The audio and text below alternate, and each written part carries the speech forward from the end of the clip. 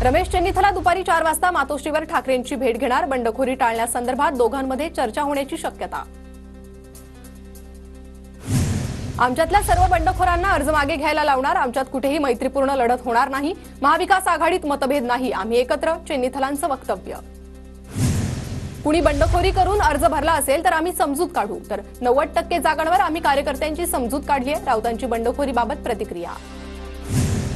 महायुती एक विचित्र गठबंधन, भाजपच फक्त निवडणुका लढतंय, महायुती संपलेली दिसते। भाजपचे उमेदवार शिंदे गट आणि अजित पवार गटातून लढतायत, चेन्नीथलांची टीका। मित्रपक्षांनी जास्त जागा लढल्या तर वाईट वाटण्याचं कारण नाही, आम्ही आकडे मोजत नाही तर आम्हाला निवडणुका जिंकायच्या, राऊतांचं विधान। काँग्रेस ठाकरे गटाचा कचरा करताय, काँग्रेसनं ठाकरे गटाला 100 जागा दिल्या नाही, नितेश राणेंचा टोला। महायुतीच्या नेत्यांची आज वर्षा निवासस्थानी बैठक, बैठकीत बंडखोरी केलेल्या नेत्यांबाबत चर्चा होण्याची शक्यता। शरद पवारांच्या उपस्थितीत आज बारामतीत बैठका, विधानसभेच्या पार्श्वभूमीवर बैठकांचा नियोजन, तर दुपारी 4 वाजता पत्रकार परिषद, पवार काय बोलणार याकडे लक्ष। 36 तासांनंतर श्रीनिवास वनगांचा कुटुंबासोबत संपर्क, श्रीनिवास वनगांशी संपर्क झाल्याची कुटुंबियांची माहिती। मध्यरात्री 3 वाजता वनगा घरी येऊन पुन्हा बाहेर गेल्याची माहिती। तिकीट कापल्यानंतर श्रीनिवास वनगा बेपत्ता होते। हेलिकॉप्टरनं शिंदे गटानं 3 एबी फॉर्म पाठवले, मी पाहिलं, छगन भुजबळांचा दावा, तर इगतपुरीचा फॉर्म ते देऊ शकले नाही। एबी फॉर्म का दिले त्यावर वरिष्ठ चर्चा करतील, भुजबळांची प्रतिक्रिया।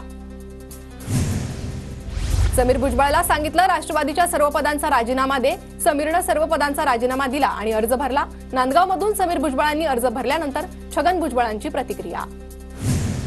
नवाब मलिकांनी अजित पवारांच्या राष्ट्रवादीकडून उमेदवारी अर्ज भरला, भाजपनं मलिकांना केलेल्या विरोधाला दादांकडून ठेंगा। नवाब मलिक आमच्या पक्षामध्येच होते, नवीन काही घडलं नाही, महायुतीचं सरकार आणण्यासाठी तिन्ही पक्ष एकत्र काम करणार, प्रफुल्ल पटेलांचं वक्तव्य।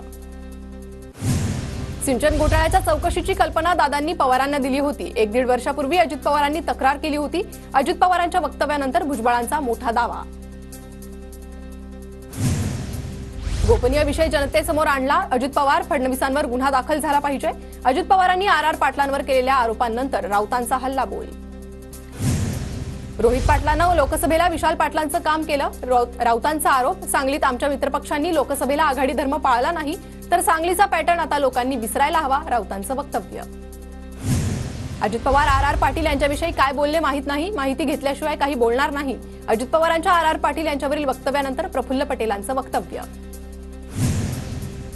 उमेदवार देऊनही काँग्रेसनं दिलीप मानेंना एबी फॉर्म दिला नाही, ठाकरे गटानं दक्षिण सोलापूरसाठी दावा केल्यानं मानेंना एबी फॉर्म दिला नाही, नाना पटोलेंची माहिती। राहुल गांधींची 6 नोव्हेंबरला मुंबईत पहिली सभा होणार, राहुल गांधी 5 गॅरंटी जाहीर करत प्रचाराचा नारळ फोडणार। नागपूरमध्ये 12 मतदारसंघात महायुती आणि महाविकास आघाडीत बंडखोरी, नागपूर पूर्व, हिंगणा मतदारसंघात पवार गटाविरोधात काँग्रेसचे बंडखोर मैदानात।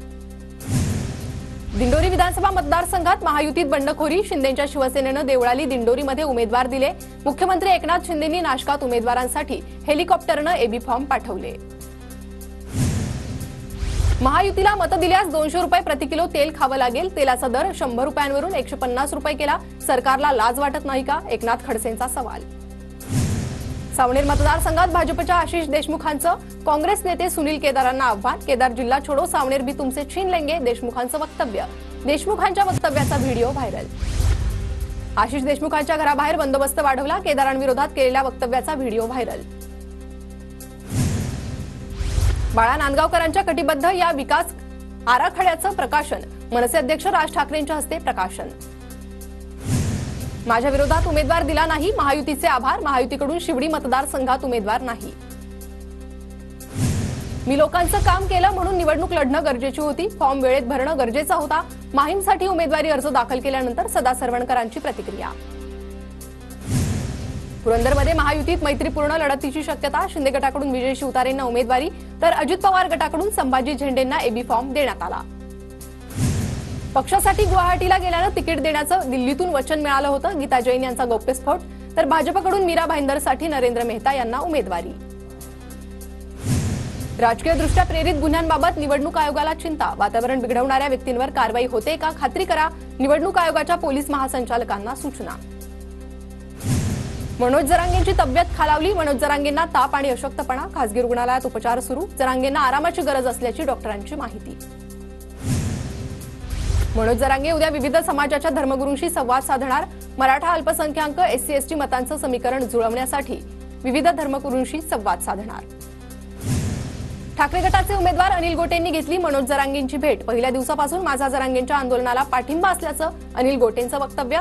दरम्यान अनिल गोटे धुळे शहरमधून ठाकरे गटाचे उमेदवार. अजितदादा गटाचे मोहोळचे उमेदवार यशवंत माने जरांगेंच्या भेटीला. यशवंत मानेंच्या विरुद्ध पवार गटाचे राजू खरे निवडणुकीच्या मैदानात. मोहोळ मतदारसंघ राखीव असल्यानं जरांगे कोणाला पाठिंबा देणार याकडे लक्ष. औसा मतदारसंघातील ठाकरे गटाच्या दिनकर मानेंच्या रॅलीमध्ये मनोज जरांगे यांच्यासारखा दिसणारा व्यक्ती सहभागी. दरम्यान मराठा कार्यकर्त्यांच्या आक्षेपांनंतर संबंधित व्यक्तीला रॅलीतून बाजूला केलं.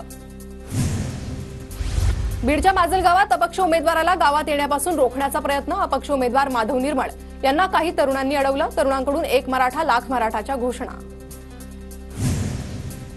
मनसेच्या उमेदवार प्रशंसा आंबेरे यांचा उमेदवारी अर्ज बाद. 25 वर्ष पूर्ण नसल्यामुळे अर्ज बाद. प्रशंसा आंबेरेंनी मनसेकडून अकोल्यातून उमेदवारी अर्ज भरला होता.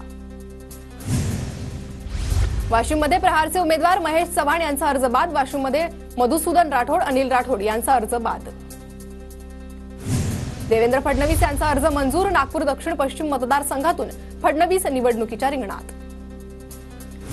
परभणी विधानसभेतील वंचितच्या सय्यद समी यांचा अर्ज बाद. तांत्रिक चुकीमुळे उमेदवारी अर्ज रद्द झाल्याची माहिती.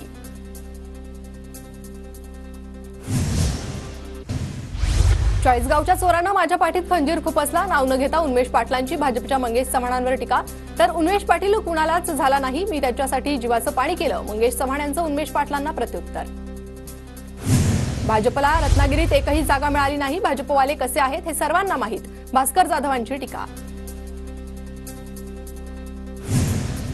बुलढाणा मतदारसंघात संजय गायकवाडांची डोकेदुखी वाढण्याची शक्यता. भाजपचे माजी आमदार विजयराज शिंदेंनी अपक्ष उमेदवारी अर्ज भरला. विजयराज शिंदेंनी पक्षाकडे मैत्रीपूर्ण लढतीची मागणी केली. सिंदखेड राजा मतदारसंघात भाजपची बंडखोरी. भाजपचे युवा नेते अंकुर देशपांडेंनी अपक्ष उमेदवारी अर्ज भरला.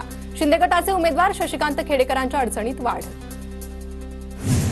पर्वती मतदारसंघातील अपक्ष उमेदवार आबा बागुलांकडे आज प्रचाराला सुरुवात. कोणत्याही परिस्थितीत माघार घेणार नाही. आबा बागुल लढण्यावर ठाम. आबा बागुल काँग्रेसकडून इच्छुक होते.